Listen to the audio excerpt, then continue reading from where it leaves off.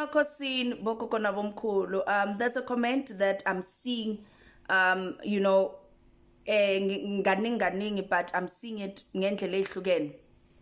But before I address that comment, emakhosini lesedi khanya camaku ndawe ngiyanamukela ku-channel yami igama lami uGogo Patricia. If you are new to the channel, please do the right thing and subscribe. Yeah, if you want to be in contact with me, you can click lapho. You will see a link to my email address. Click on that link for you to book a consultation. So, indaba yenzuza, I've just seen a comment umuntu athi Gogo, so kuyenzakalani mangabe unenzunza then uye kuphehlweni, of which there's other comment that I once saw umuntu ethi no kuyenzakala ukuthi ube nenzuza uye phehlweni, right? So I want to address this comment because I see ukuthi and akusibo kuphela labantu, it's been coming now. Kwayenzeka ukuthi mina I never grew up kakhulu being exposed to family, a family yakabo mama as well as a family kabo baba. Mina, my mom was very protective ngengane zakhe, right? So kwayenzakala ukuthi when I started with my journey, right, ukhokho sekathi kimi fanele ngize emzini wakhe ngigande nginyathele, you know, then kanti umama mi same night uzovuka nephupho athi ungibona mina ngisendlini kakhokho ekitchen ngipheka ngibhizi ngicleaner, yabo. Then I knew ukuthi you know what, this is a yabo ukhokho uyangifuna lapho. And only then I made ngikhuluma ngokhokho, only then I made a connection because I realized ukuthi oh khabo mama which is ubaba ozala umama kusestanathini, and I know estanathini, I would go estanathini esakhile. Now kakhokho it's not actually far, kakhokho it's like bona 5 minutes. I didn't know, but my mom, it's because there were issues, family problems, family issues, that she made sure that she cut ties with the family, whatever, of which it's a story for another day. It's very deep. So only to find out umuntu ohlala khona uyizukulu fana nami ngiyizukulu, so uyosele nomuzi kakhokho, and she maybe ungidlula nga 4 years if not 3 years, akekho mdala ngaleyo ndlela. So and uthwasile and uhlala emzini kakhokho and unendumba and unamathwasana, and remember when I started with my journey, I mean I knew ukuthi emdenini ayikho lento lena, but I knew ukuthi ukhokho yabona ngihamba ukhokho ukhokho umankosi this, only to find out yes, this thing is there. That thing is there, and my mom had it, but yena just that she ran away from it, wazama ukusikhulisa ngendlela yobuKristu, but this thing is there. And we had conversations sobabili, and she only found out ukuthi unenzuza after ephehlweni, and she still managed to, you know, sort her things out, of which I don't want to dwell much on her journey. But now when we compare the situations, or when we compare, I realized mina first time mangizobabikela ukuthi okay bantu abadala, okay, you know what, ngiyalamukela ubizo and I'll go emanzini. So that was my first time going emanzini, and I remember ugogo wavela kimi and we were walking afaka umnazaretha omhlophe neduku elimhlophe and samba entabeni, athi kimi mamela ngane yami, mina when I started with my journey I made a whole lot of mistakes. Wangibalela ama mistake wayenza wathi ene ngicela ukuthi mawuye emanzini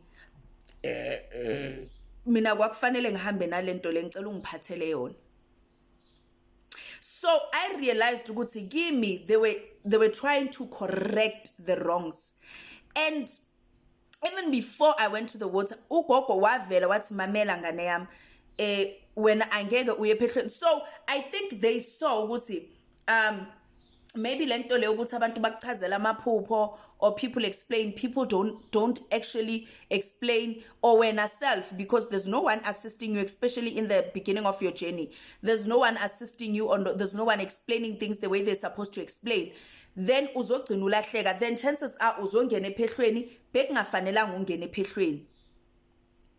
You understand? So mina, I was told by ugogo and I was told by umkhulu ukuthi no, when you don't, and I think the reason why they did that, it's because they saw ukuthi futhi lo Christian or serious, and manje ngiyabheka looking at my cousin as well, uthi naye she was a hardcore Christian, so babonile ukuthi no, amaphutha enzeka, and samba nogogo eyi-1 yabo, samba nogogo eyi-1, though yes yena abakhabo babakhe maybe nabo they are there, namkhabo babam they are there, but samba nogogo eyi-1. So and uye yabo, so gimme, they were straightforward, and gimme they told me ukuthi should you make a mistake ngoba unalo hlobo lomimoya bese uyentwasweni uzohlanya.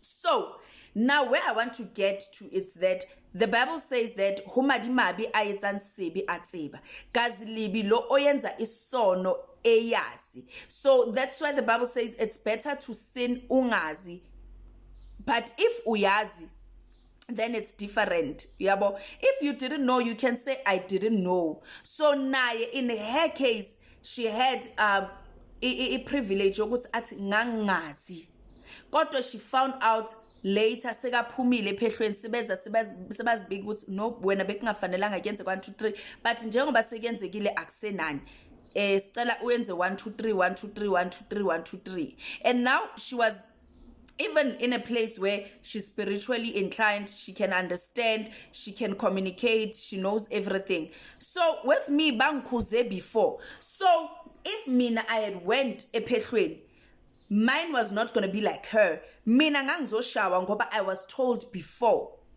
I don't know if it makes sense.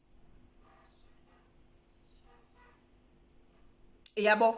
So if vele bongazi, unfortunately you can say I didn't know. Yabo. Fana nomuntu aphuphe into bese umtshela ukuthi hayibo isho ukuthi bese athi yo bengazi idlozi ngeke likushaye. I mean bongazi, but now you know. That's why abantu abaningi uzobona, when you start with your spiritual awakening, you would dream, you would see all these things, but impilo yakho will continue as normal. Then babona ukuthi, you know what, let's make a situation where you go consult, or umuntu uhlangane naye besathi hayibo ngibona 1 2 3. Once you find out ukuthi who you are, child, izinto ziyaqala ziyabheda. Reason why, it's because now bana lento ukuthi so yes, so now you don't have an excuse. So fana nengulo, you know, if for instance kube bathi nginamagama amathathu and I don't know and I didn't test, I'm happy, I live my life to the fullest, but once I test and bathi unamagama amathathu kushintsha yonke into. You start being depressed. Now you start feeling it. So uyaqala uyawonda, because why? Now you have the knowledge. So now umzimba wakho is reacting. So it's the same way. So I don't know if it makes sense, but if it still doesn't make sense, angazi bantwana betonga, you can partner and ask your people. And at the end of the day, not everybody is gonna self-initiate, and not everybody. I hear a lot of people not everybody has, and even if you can claim you have, it's fine, but at the end of the day, more now, how now? You understand? So mawufuna ukusebenza uzosebenza, mawungafuna ukusebenza awusebenzi. So the best instructions that you can get, it's from your guides. Ask them ukuthi nina nithini.